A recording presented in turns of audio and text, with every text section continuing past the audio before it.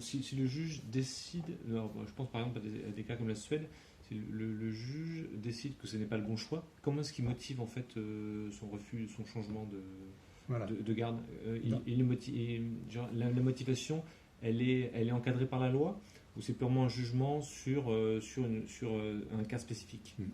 Donc, le jugement est encadré par l'intérêt supérieur de l'enfant. Ah, donc c'est Best toujours, interest. c'est toujours dans cet intérêt. Toujours cet intérêt-là. Donc après, les États ont souvent décliné des critères. Qu'est-ce que c'est que le meilleur intérêt de l'enfant?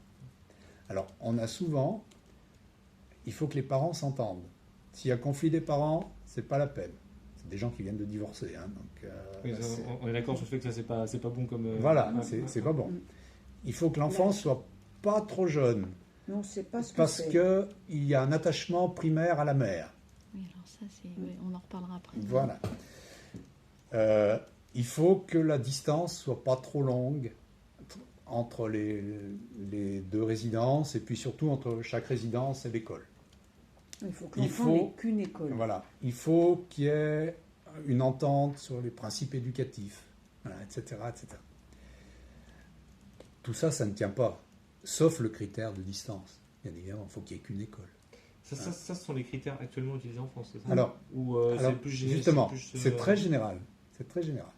En France, la Cour d'appel de Chambéry, le 27 janvier dernier, a pris une décision qui fait quelque part jurisprudence, mais ce n'est pas une cour de cassation, c'est une cour d'appel. Mais quand même, ça sert d'appui à d'autres jugements, qui dit le conflit, c'est pas un bon argument, parce que de toute manière, ces gens-là se sont séparés, et que de toute manière, donc quelque part, ils sont en désaccord, on ne va pas attendre qu'ils soient d'accord, l'enfant n'est pas concerné par le conflit, et que si le père ne voit ses enfants que 2 jours par quinzaine, c'est sûr que de toute façon, dans les transitions, tout ça, il va se passer quelque chose qui est pas agréable pour l'enfant. Donc, on enlève le critère du conflit. Ça rejoint les résultats de recherche. Donc, nous, on est contents. Il dit la disponibilité d'un parent par rapport à l'autre. Qu'est-ce que c'est que ce critère-là? Ça voudrait dire que la mère est toujours disponible parce qu'on nous juge, on a tendance à... Donc, la mère, par définition, est disponible pour ses enfants. Où est l'égalité de genre? Donc, ce critère, on l'enlève.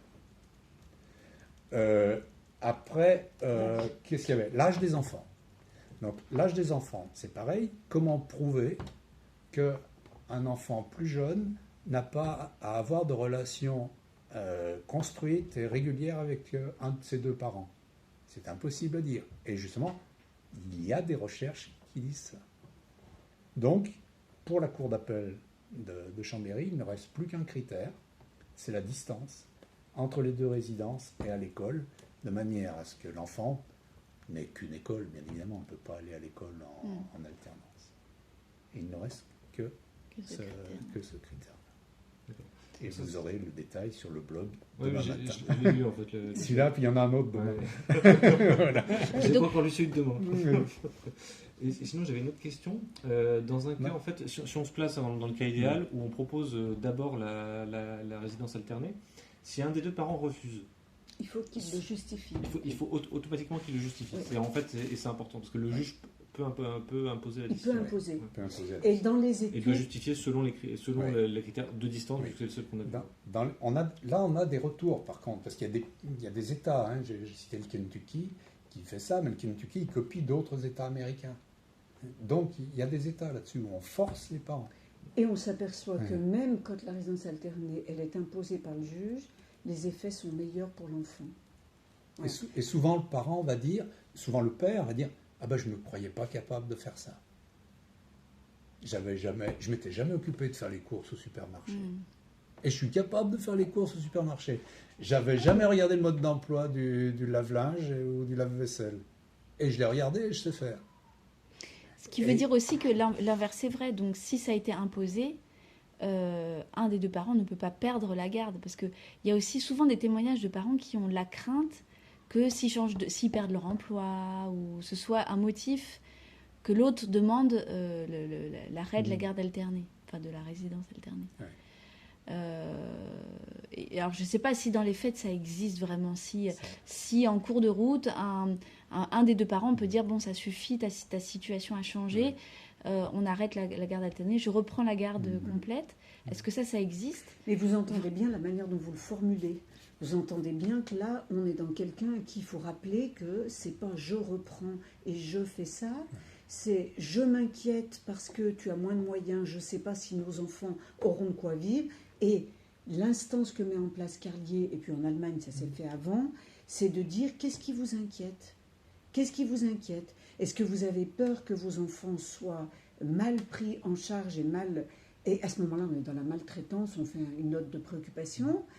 Ça ne regarde pas l'autre, sauf si l'enfant est en danger. Donc j'ai envie de dire, la seule manière, quand vous le formulez comme ça, et souvent les mères que moi je vois me disent oh, je vais lui enlever la garde. Je vais lui enlever la garde. Elle est très en colère. Oui, mais c'est ça, on l'entend beaucoup. Oui, ça. bien sûr. Ouais. Mais je ne sais pas si c'est vrai, si ça existe. Si, en alors, fait. ça existe, puisque oui. En Allemagne ou en Belgique, ils ont pris les moyens que ce soit pas tellement le juge qui traite ça, parce que le juge dit, moi je vais intervenir en dernier ressort. 12 minutes, il a pour étudier un dossier. Si on ne peut pas faire autrement. Mais il y a des instances de médiation qu'on met en place. Et puis, aller aux instances de médiation. Et puis après, si vraiment je dois intervenir, j'interviendrai. Et donc, c'est ce qui se passe, voilà, que le juge Carlier à Namur ou à Dinan, enfin c'est pareil, c'est la même circonscription, explique très bien. Et puis en France, on n'a pas ça, donc ça va, c'est le juge qui traite. Les jugements, les décisions de cour d'appel que je commence à étudier, parce que finalement ça vaut la peine d'étudier ces décisions-là, montrent qu'en 2017, en tout cas, il semble y avoir une tendance des cours d'appel à dire, écoutez monsieur, écoutez madame, il y a le régime de la coparentalité, votre enfant a besoin d'être avec les deux parents, donc vous ne pouvez pas voilà, cette plainte n'est pas recevable. D'accord. Mais on est en cours d'appel, ce qui veut dire que la plainte, elle a été reçue avant par le JAF. Donc il y a tout un travail de formation à faire, et c'est pour ça que nous on pense qu'il faut modifier la loi pour que les juges aient un autre référent que cet arrangement classique qu'ils ont en tête et qui sort tout de suite. Mais qu'en tête ils aient la résidence alternée, et puis après on voit pourquoi on ne peut pas la mettre en place. Juste là, parce que la question que tu posais tout à l'heure, là, sur ces enfants en résidence alternée qui se sont sentis ballottés. Moi, je me dis, j'aurais envie de les écouter pour savoir ce qu'ils nous disent vraiment. Est-ce qu'ils ont pu, à un moment donné, dire ce que ça leur faisait la séparation? Est-ce qu'ils ont pu dire que c'était... Voilà, ils en ont souffert. Qu'est-ce qu'ils nous disent quand ils disent... Parce que qu'ils se soient sentis ballottés, ils ont pu se sentir non pris en compte.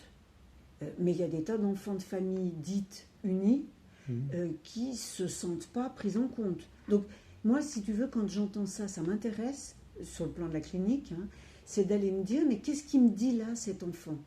Comme les ados qui disent, si on s'arrête, est-ce que ça t'embêtait les valises? Oui, ça m'embêtait. Si on a Maurice Berger qui est un opposant, il entend ça, il dit, les ados ne sont pas contents de la résidence alternée. Mais on se tait, et puis on fait comme Maline quand elle les interroge. Oui, mais je préférais quand même la résidence alternée. Voilà.